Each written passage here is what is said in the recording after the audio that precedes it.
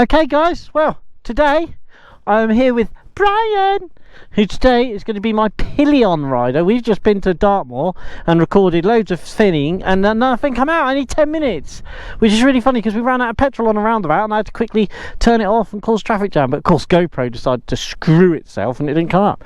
So what I was talking about today in the previous video, which obviously didn't load up because it was shit, because it's a GoPro, and I'm going to write to GoPro and say you're full of shit because you get on my tits. So what I thought today I'll talk to you about is not how to overload your trans out, but actually taking your pillion out, because I haven't done one on pillion riding, and it's really important because it's the best feeling ever to have your pillion on the back of your bike. I love it. So here we have Brian modelling the correct PPE, booties, arm plated. Oh, you haven't got. Oh, you have got your armour in. Armour on his trousers, jacket, and his gloves. Oh, and his helmet and his gloves. Okay. If you're taking someone out on your bike, you are responsible for their life, even though you may not enjoy their life as much as them. And you want to protect them if they're yeah. Now, we've just done a load of riding, a load of talking. I've been telling you all the things, what to look out for. Make sure that your bike can take two, okay? Make sure it's going to be comfortable, not a little SR125 that's going to struggle. We've just been out to Princetown and put shitloads of weight and tools in our bike now, so it fucking weighs loads. So, we're going to hop on, and I'm going to start teaching you what things you might want to do when you've got a pillion. What are you doing? There could be fish in there. There could be fish in there. Right, okay. And he's got his GoPro on, but it's shit because it's a GoPro 7, I think. But the sound didn't work, so I had to go and buy a GoPro 8, which has decided to do 10 minutes of fucking recording. What is she up to now? 14. Okay. Right, so let's start off. First thing, it's really important, quite anal. Look for your pebbles. Okay? Look for your pebbles. Alright, so you've got your bike off its stand, okay? You're going to turn it on. Slippery seat. You've got to start your bike. Now, sometimes I like to lead the side stand down, so then if there is an issue, you can just let it fall onto its side stand. Speak to your pillion rider. Make sure they understand what to do. Right, pillion rider, are you ready to commence the bike ride? Okay, if you'd like to get on now. So, hand on the brake. Obviously not foot on the brake because you need both legs. Spread your legs as wide as you can. Take up a good stance on it because the bike's going to wobble when your fat head gets on. Look at that car, going to hit a cow. Moo. So, into one. Sweep the stand out the way. Check your blind spot and away you go. Now, you've obviously already spoken to your pillion about what they're going to do, what they're going to feel. Oh, I'm not going to be able to go fast today, look. Hi, cow. Oh, look at that. Bang, bang, bang. Good cow. I've frightened them all, see? They're all going too quick. So, make sure your pillion understands what is asked of them, you know? You don't want a pillion who sat there flapping around, waving his heads around, looking at stuff, putting his arms out, putting his legs out, okay? So you want to have a chat with your pillion rider first, alright? Explain to your pillion rider not to be a pillock of a pillion rider, alright? Explain to your pillion rider how it's going to feel and where you want them to go. What I tend to say is, if I lean, you lean. If I don't lean, you don't lean. There was an interesting story, or rather an experience of mine, with one of my first times I took a pillion out, and I thought I would take my brother out, who's 6 foot, on an XJ600 Diversion 1998, an N, so it was the unfaired one, which looked lovely. He got on the back and I did about 4 miles and I had to get off and say, what the feckity-do are you doing? Because the bike was just so unstable. So it turned out I was leaning to the right to go around the corner and he would lean to the left. So due to me not telling him, because I thought it was plainly obvious that you wouldn't lean in the opposite direction. Oh look, crash here people. He didn't think to do that, so I had to explain to him that if I lean, you lean, otherwise keep still. Ask your pillion rider to keep still. They don't want to be doing this, they don't want to be waving away, they don't want to be waving at their mates, picking their nose. Alright? Have a word with them about these things, okay? Because it's really important that your pillion does not cause you to crash. And you're responsible for their life, but they're also equally as important and responsible for your life as a pillion rider. So just be mindful of this. What I'm going to do, I'm just going to pull over now, and I'm just going to stop and have a look at a GoPro, because I can't really see. Now, one of the most important things to look at when you're with a pillion is stopping. Yep, we're still recording, okay? So when you're coming to a stop with a pillion on, all right, your bike is going to have changed from being a responsive sports motorcycle like a Transalp, not, to a bit of a heavy lemon. So everything that you're normally going to do is going to change. It's become slower. You need to think more about where you're going, what's coming up, who's behind you, yeah, what's your pillion doing, are they picking their nose, are they wriggling around, okay? Think all the time, okay? Because suddenly your bike has just lost all its responsiveness. Its brakes are going to be a lot heavier. Now remember also with an emergency stop with a pillion, if you do an emergency stop, you've got 9 stone of whoever's on the back, unless you have a very petite lady like myself. And if you do an emergency stop, you've got all that kinetic energy that's going to hit you, squash your genitals, okay? So try and make sure you've got a good grip of the handlebars at all times, apart from when you're looking at sheep. Move out the way, sheep. So always be willing to do it, because as soon as you do an emergency stop, the weight behind you is going to come forward and push upon you, and you're going to get head-butted by the helmet. So be wary of that, okay? Don't be afraid to stop and say, oh, are you okay, pillion? Is everything all right? Because they may have been scared when they've previously been on a bike, or they might be scared because they're with you. So be mindful of your pillion. Unless you've got an intercom, pull over, have a chat, make sure they're all right. I was going to say she is all right, but then that is gender specific and the wrong thing to do. And obviously, yeah, that's really fucking good. That fucking slowed him down, didn't it? And that's why you go slow on a bike. Sheep want to die. I keep saying that. They just want to die. Isn't that a prime example of how not to be a penis? But, sorry BMW drivers, he was a BMW driver. So, that probably explains why he was a penis. Now, obviously there are other penises in the world and not just ones that drive BMWs. Fucking idiot. That was funny as fuck, wasn't it? So, be mindful of the fact some things may improve. Your handling may improve. What's that? They're on a fucking picnic. Fucking hell, what's all that? Well, I'd be fucked. They're having a Jubilee fucking picnic, look. Well, I'd be fucking amazed. What's all that about? Well, fuck me. So, your handling may actually improve. Okay, it won't be as responsive, but it may improve as in grippage upon the road, because of the fact you've got this increased weight on your bike. So be ready for it to handle a bit better, but it's not going to stop.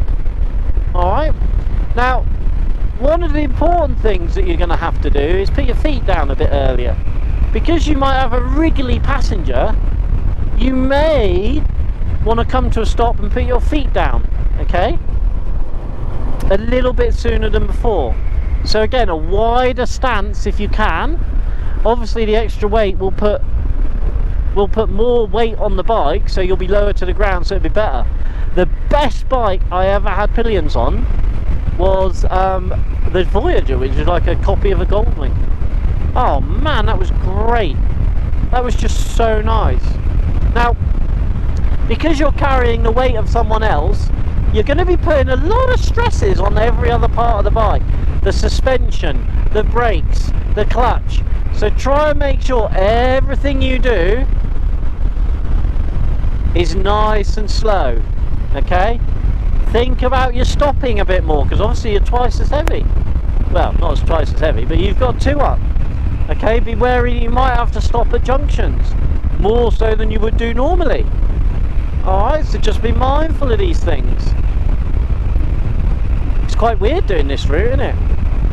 So, you've got all of these extra things that have suddenly changed to the bike that you used to ride along everywhere and be quite happy about. Now, everything's changed. If that's a Mustang, I say it fuckity well was. So, to begin with, riding with your pillion, I'm so annoyed the rest of that filming didn't work. Oh, and a Wagyu 240 or a 280, I hear you say. Mark II. Obviously, it is nowhere near as good as the Marina. See, we did half an hour filming the other day with the Marina. It didn't fucking come out either. I need some recommendations on better GoPros. He's turning. Wow, he put that out. Oh, smells nice here. Oh, and he's going to pull out as well. Yeah, just let him go. So, we've spoke about your handling might improve, but we've also spoke about your brakes are going to be pretty poo. Alright? And remember, you are now responsible for this person's life on the back of the bike. So, you've got poo braking, you're going to get head-butted by your pillion. You need to have had a little chat with your pillion to make sure they understand the facts of don't lean out, don't point, don't wave their head around. Possibly not lean forward and give you a little tickle in the crutch, because that can put you off and would be classed as dangerous, although very nice. So, just these little things that you need to have a chat with your pillion. Make sure they're happy. Stop, say, look, are you happy to go faster? Do you want to go faster? Are you completely petrified? Do you feel there's something I'm doing wrong by going too fast? By, I don't know.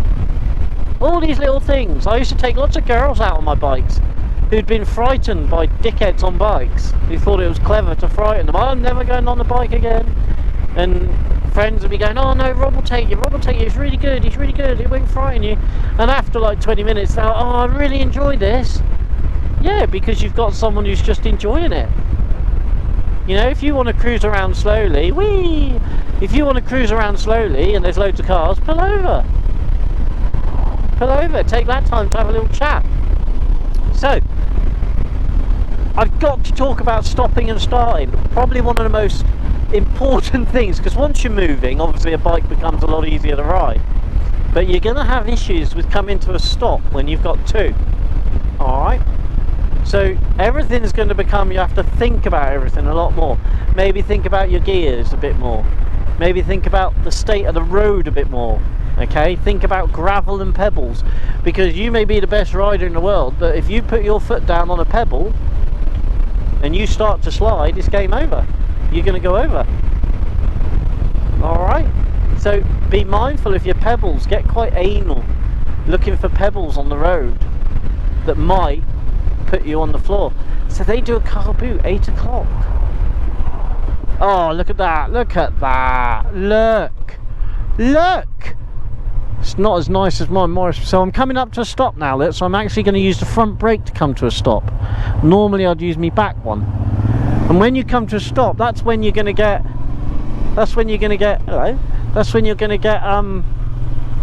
your pillion rider look, especially if there's a lady with long hair on a motorbike. They're going to be looking at that, if they've got any sense.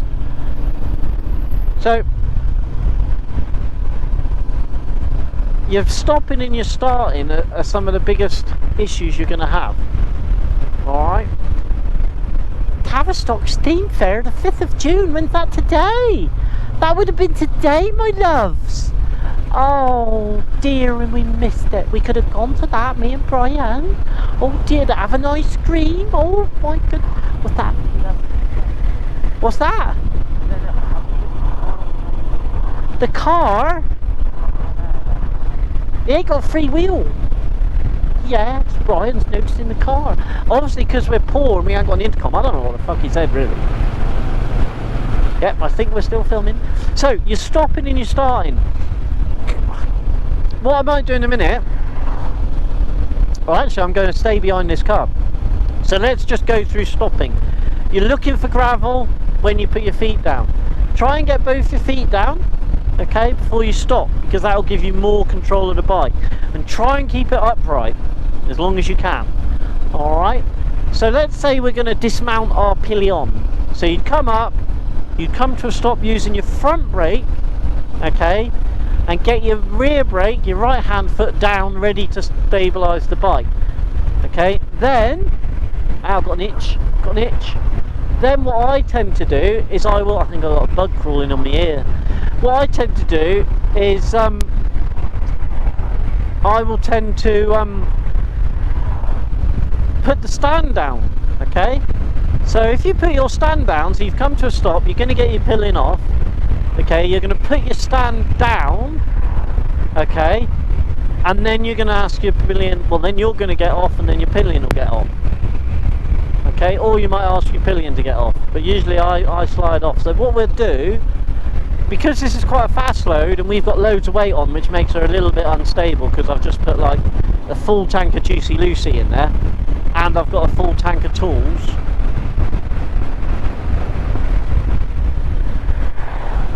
Yep, we're still filming. Fucking GoPro. It was hell of a funny. We came round the roundabout up here and conked out. It was really funny. Obviously it's not filming. Little nudge to the, I don't know what that was. So we're going to happily cruise along at 35 mile an hour or less, because obviously I don't want to go 60 because it might be a bit unstable. So again, your bike's going to become more unstable when you've got two up compared to what it used to do. It's not going to do it anymore, so be aware of that. Pardon me for being so rude. It was not me, it was my food. It just popped up to say hello and now it's gone back down below. So I digress. So what we'll do, I'm just to think where we can pull over. Oh, that's that big scooter, the XDV XT495 or something. It's pretty fucking cool, 700cc scooter. So make sure you have a good gap. Alright, maybe if you've got two up, leave a bigger gap than normal. But remember, you're responsible for that person's life, and I don't think they'll be happy if you crash. My small person behind's had a few little incidences. He fell off getting on. Yep, try and figure that out. Nearly as good as falling going up the stairs. I fell up the stairs. So he fell off getting on. So he tried to get on and fell off and landed in a heap like a beetle on the floor. So, because he had his rucksack on as well. So he had his little rucksack on and then he fell off and he ended up on the floor. So that was quite amusing. Probably one of the uncomfortablest bike ever. That was either an R6 or R1s. Dead bird, Santa Monica's and a hair. So, oh, dead bird, my hair. So, yeah, that's pretty cool, that little thing, isn't it? Goes about as fast as my Morris Marine.